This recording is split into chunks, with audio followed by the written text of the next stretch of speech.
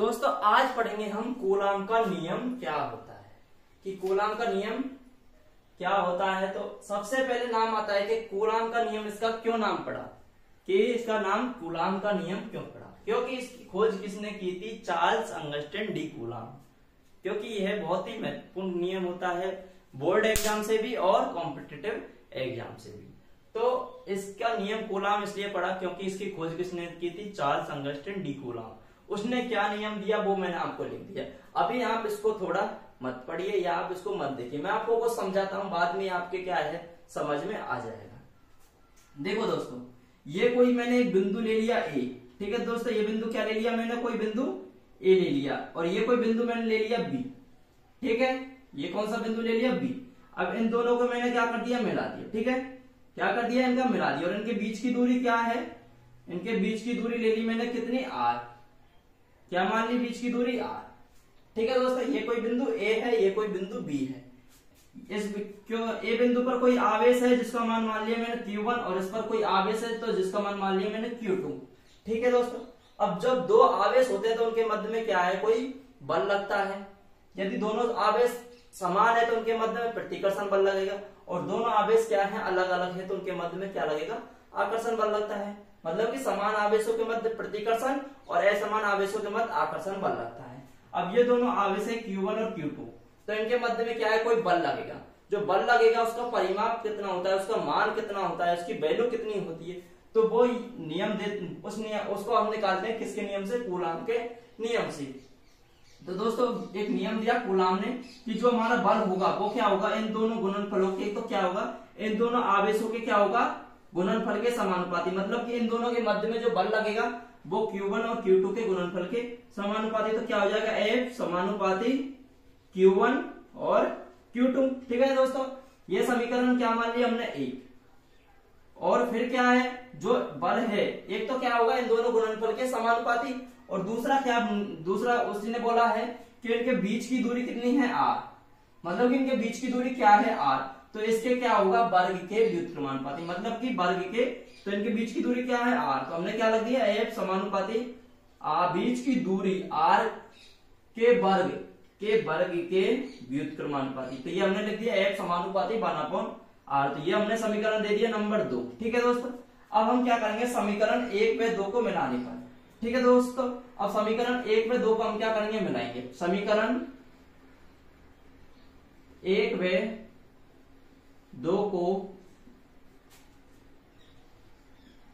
मिलाने पर क्या है, 1 व 2 को अब हम क्या करेंगे, मिलाएंगे। तो देखो दोस्तों, इधर क्या है, F है बराबर क्या है, सबसे पहले Q1 Q2, तो हमने क्या लिख दिया, F समानुपाती Q1 Q2, ठीक है दोस्तों। और बटे में क्या है, 1/r², तो एक से ऊपर गुना करेंगे तो Q1 Q2 ही आएगा, और नीचे क्या हो जाएगा, r²। तो ये हमारा क्या हो गया, हमने इनको मिलाया तो क्या बन गया, F समानुपाती Q1 Q2। अब इस समानुपाती को हटाएंगे तो एक नियतांक आएगा, तो F बराबर क्या हो जाएगा, इस समानुपाती को हटाया तो हमने क्या, एक नियतांक आएगा Q1, Q आ गया, B आ गया K, और क्या होगा K Q1 Q2 upon r²। T हमारा क्या हो गया, ये हमारा एक फॉर्मूला बन गया, इसी को हम क्या बोलते हैं, कूलाम का नियम।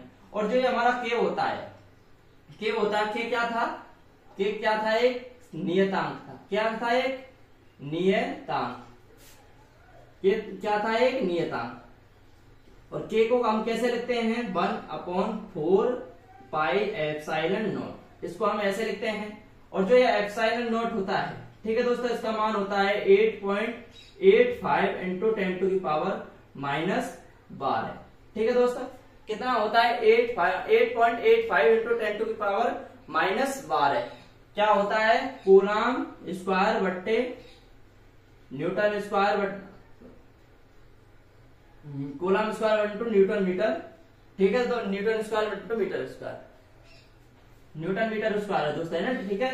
तो एप्सिलॉन नॉट की वैल्यू कितनी होगी, 8.85 इंटू 10⁻⁻12 कूलाम स्क्वायर बटे न्यूटन मीटर स्क्वायर। और जब इस वैल्यू को हम इसमें रखते हैं, एप्सिलॉन नॉट और 4 पाई का मान रखते हैं, तो इसको सॉल्व करने पर आता है 9 इंटू 10⁹ न्यूटन मीटर स्क्वायर बटे कूलाम स्क्वायर। तो इसको हमने सॉल्व करने पर कितना आता है, 9 इंटू 10⁹। अब दोस्तों देखो एक नियम यहां से क्या करते हैं हम के का वैल्यू भी रख देते, तो एफ बराबर क्या हो जाता है 1/4 पाई एप्सिलॉन नॉट और Q1 और Q2 अपॉन R स्क्वायर। तो ये हमारा क्या होता है कूलाम का नियम, ये हमारा क्या होता है कूलाम का नियम, इसी को हम क्या बोलते हैं कूलाम का नियम। अब एक बार दोबारा देखते हैं कि कूलाम का नियम होता है। तो अब देखिए दोस्तों किन्हीं दो, ये कोई दो आवेश है Q1 और Q2, किन्हीं दो स्थिर, ये दोनों क्या है अभी स्थिर है, आवेशों के मध्य बिंदु आवेश है ये, इनके मध्य लगने वाला वैद्युत बल, जो इनके मध्य वैद्युत बल लगेगा, मतलब कि इनके मध्य लगने वाला क्या वैद्युत बल, वैद्युत बल इन दोनों आवेशों के क्या होगा गुणनफल के समानुपाती, Q1 और Q2 के तो क्या होगा गुणनफल के समानुपाती। ठीक है दोस्तों, Q1 Q2 के क्या करते हैं गुणनफल के समानुपाती, और उनके बीच की दूरी के वर्ग के व्युत्क्रमानुपाती, बीच की दूरी के वर्ग, ठीक है दोस्तों वर्ग के व्युत्क्रमानुपाती। तो हमने बीच की दूरी क्या थी R का क्या कर दिया वर्ग का क्या कर दिया उल्टा, व्युत्क्रमानुपाती मतलब उल्टा। तो ये हमारा एक फॉर्मूला बन गया F समानुपाती 1/R²। अब इन दोनों को हमने मिलाया तो हमारा F क्या होगा F समानुपाती Q1 Q2 अपॉन R²। जब हमने समानुपाती को हटाया तो एक नियतांक आया थे, के क्या होता है एक नियतांक होता है जिसका मान क्या होता है 1/4 पाई एप्सिलॉन नॉट। अब इसको हम सॉल्व करते हैं तो 9 × 10⁹ आता है, जिसमें एप्सिलॉन नॉट क्या होता है निर्वात की विद्युतशीलता, इसको हम क्या बोलते हैं निर्वात